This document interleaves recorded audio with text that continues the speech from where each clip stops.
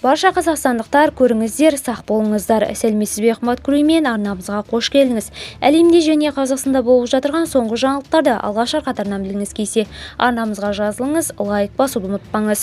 Қазгидромет 18 қазанға арналған ауа райы болжамын ұсынды. Синоптиктер бірқатар өңірде қолайсыз ауа райы болатынын хабарлап, ескерту жариялады.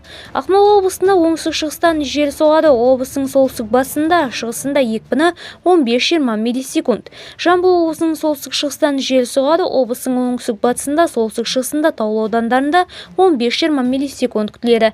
Қостанай облысының оңтүстік-шығысынан жел соғады. Күндіз облысының батысында, солтүстігінде 15-20 миллисекундты құрайды. Алматы облысында, облысының солтүстігінде, оңтүстігінде 1-6 градус үсік күтіледі. Батыс Қазақстан облысының батысында, солтүстігінде, шығысында тұман күтілуде. Солтүстік Қазақстан облысында оңтүстік-шығыстан жел соғады. Түнде облысының солтүстігінде, оңтүстігінде, шығысында екпіні 15-20 миллисекундты құрайды. Жетісу облысында оңтүстік-шығыстан жел соғады. Түркістан облысында солтүстік-батыстан жел соғады. Күндіз облысының тау асуларында күші 15-20 миллисекунд. Маңғыстау облысында жоғары өрт қаупі сақталады. Атырау облысының солтүстігінде, шығысында тұман күтіледі. Ұлытау облысында оңтүстік-шығыстан соғатын жел оңтүстік-батысқа ауысады.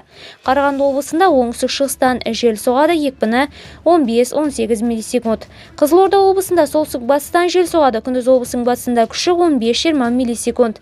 Ақтөбе облысының солтүстігінде, орталығында солтүстік-батыстан және батыстан жел соғады, екпіні 15-18 миллисекунд күтілуде. Видеомыз кеңінен таралу үшін лайк басыңыз, жақындарыңызға таратуды ұмытпаңыз.